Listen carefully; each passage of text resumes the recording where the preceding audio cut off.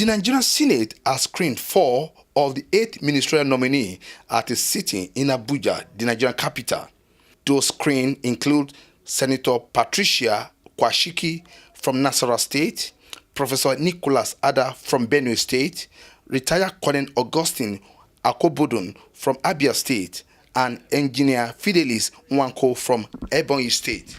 As the ministerial nominee took their turn on the floor of the Senate, they speak on how they will contribute to move the country forward. I will ensure that we treat the students in a manner that we take the responsibility as parents. And we will also request the parents to work collectively with us, because that is the only way we can curtail courtesan. In any case, to fight insurgency and deal with other security issues within a specific area, those charged with the responsibilities of manning security in such areas must factor in such checkpoints into their operational plans. So I think that it's for us to go back to have a minister of science and technology. These are the administrators, look at the standards, the policies, the professional policies, technology policies.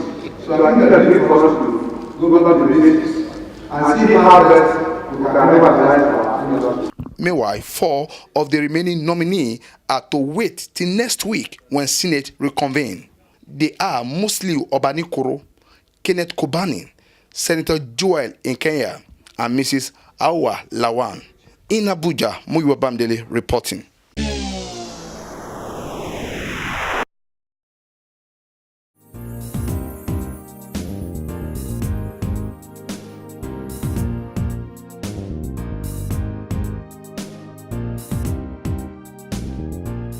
The Independent National Electoral Commission (INEC) said it has taken advantage of the period of election postponement to perfect its processes and preparedness in ensuring that the forthcoming general election is free, fair, and credible. Chairman Information and Voter Education Committee Chris Iyemoga made this known in Abuja at a press briefing on the Commission's readiness to conduct election come 28 March and 11th April 2015. 2 states from each of the 6 geopolitical zones of the Federation will be involved in the field testing, which will take place simultaneously this Friday, the 7th of March 2015. The states selected for the exercise are as follows. For Southwest, we have Ekiti and Lagos. For Southeast, we have Anambra and Ebonyi. Then Delta and Rivers for South-South, Kano and Kebbi for Northwest, Bauchi and Taraba for Northeast, while we have Niger and Nasarawa for North Central. In the course of the field testing, resident electoral commissioners of the selected states are charged with the following tasks: selecting one registration area with full complement of the PVCs and with an appreciable distribution level of such PVCs for undertaking the field test. He also noted that the Commission will meet with all resident electoral commissioners on March 11th to further review INEC overall preparation and readiness assurance to conduct the 2015 general election. We're also meeting with the political parties to review the Commission's level of preparedness. By the 19th of March, we shall be briefing accredited observers, and this will be taking place at the African Hall of the International Conference Center here in Abuja. Between the 16th and the 27th of March, national commissioners are expected to return to their various zones and to see what has gone since we last visited between the 11th and 19th of February. What we did then was to go meet not just with the the resident electoral commissioners, but to meet with all the electoral officers, the EOs, and each of them had to give detailed account of what non-sensitive materials they had received and what was pending, if there were any. And the result, the report was very good, and we intend to do a follow-up between the 16th and the 27th just to reassure ourselves that everything is done and done properly too. The Commission says it has distributed about 55,232,875 permanent voters card, which is about 80.24% collections. The Commission says it has distributed about 55,232,875 232,875 permanent voters card, which is about 80.24% collection. From Abuja, LM Chukwameka report for Ben TV.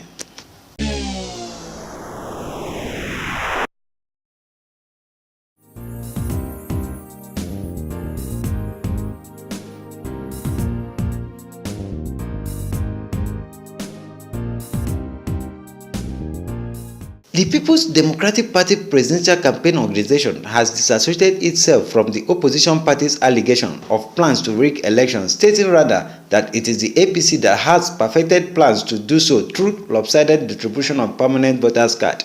Addressing journalists in Abuja, Director of Media and Publicity of PDP Presidential Campaign Organization, Femi Fani-Kayode, said the opposition party was comfortable with the fact that about 34% of registered voters did not collect their PVCs as at February 14th, just before the presidential election was postponed.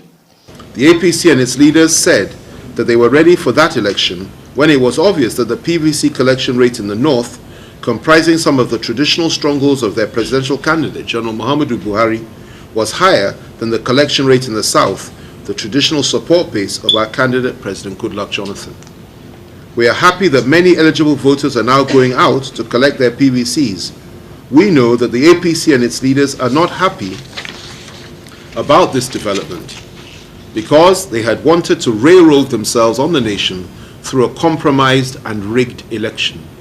Fani-Kayode also said that the PDP has always insisted that the Independent National Electoral Commission, INEC, has the constitutional right to conduct free, fair, and credible elections.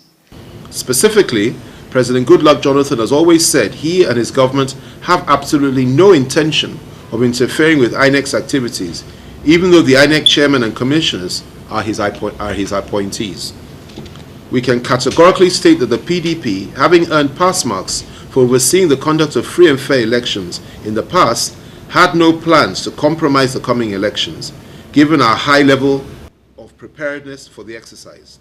He therefore dismissed rumors that President Goodluck Jonathan is planning to arrest APC party leaders before the general elections. From Abuja, LM Chukwameka report for Ben TV.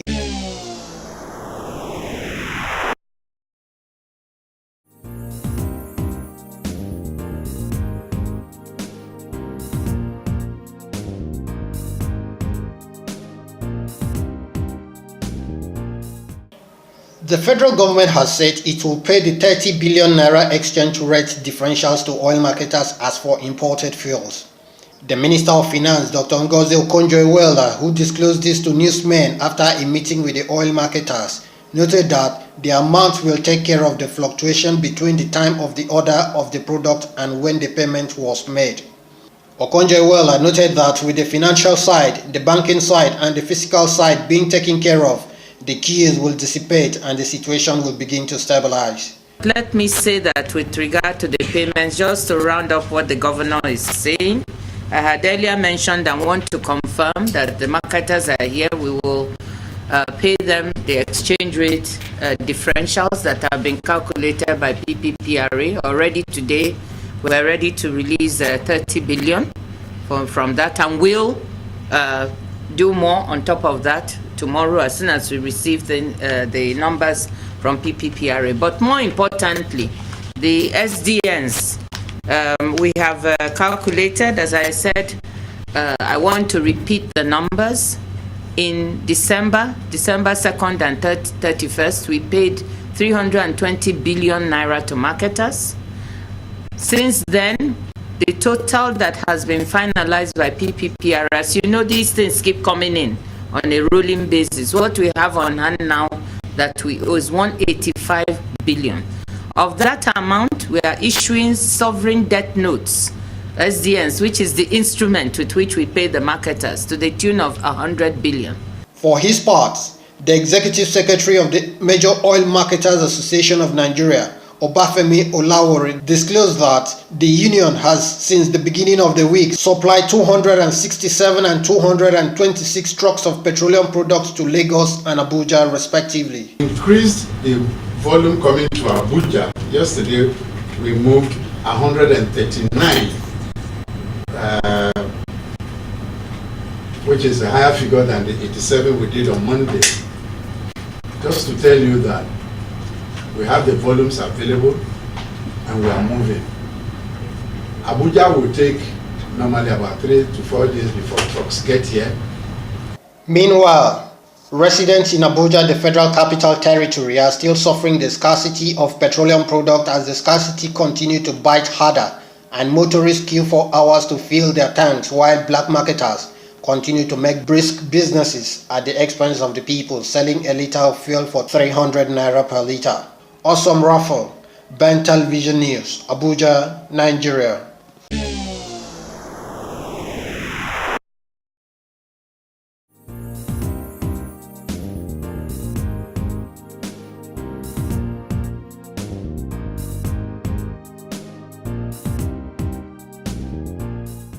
As part of the commitment of the FCT Police Command to combat crime in the Federal Capital Territory and make it habitable and safe for all and sundry, the FCT Police Command, through discreet investigation, successfully prevented and arrested criminals in around the Federal Capital.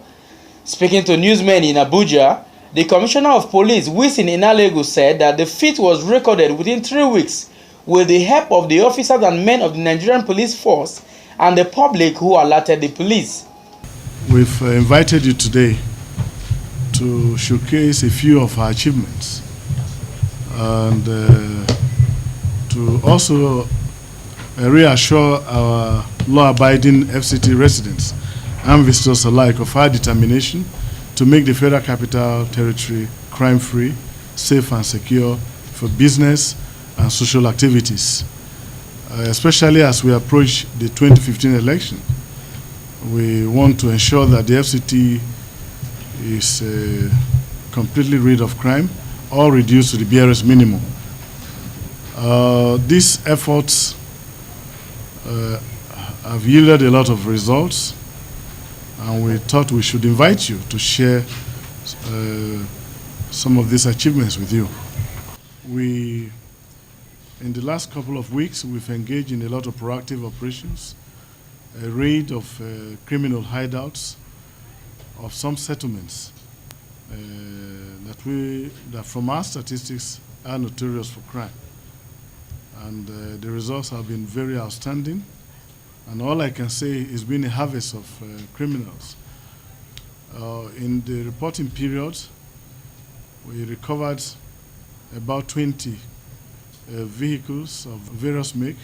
One of the major achievements of the command was the tracking and eventual arrest of an Indian who masterminded his own kidnap for personal gains. On the 10th, in the evening of 10th, we received a call that an Indian had been kidnapped in the central area. We felt it wasn't possible because considering all the measures we have in place, we were taken aback and embarrassed that this could occur. And we went into action, doing everything we can. And the MD of the company came forward. And because they demanded for ransom of 10 million, and he paid, after negotiation, he paid 5 million. And so then we set our dragnets all over the place. And about 10 or 1100 hours, this kidnap was supposed to have taken place on the 10th of February this year. And then on the 12th, we received a call from Enugu that this individual who had been kidnapped had surfaced in the bank to draw a check of 4.5 million out of the ransom paid. He was promptly arrested with his two other accomplices. It turned out that this man organized his self-kidnap to collect money from his from the MD of the company he was working for. We arrested him, and promptly he confessed that he ran out of cash. He had put himself in a financially embarrassing position and needed a quick cash. But he wanted to present us as FCT or Nigeria as unsafe. So we acted swiftly and found out that this was a lie. He's right now in custody, and his two accomplices are also in custody. The police command also paraded some criminals, stolen vehicles, and some armed and ammunitions were recovered from the hoodlums. The police commissioner therefore used the medium to call on residents of the federal capital to be calm and always alert the police whenever the need arises, as this will help reduce the rate of crime in the federal capital. From Abuja, I am Festus Ejiroga Nefifen for Ben Television.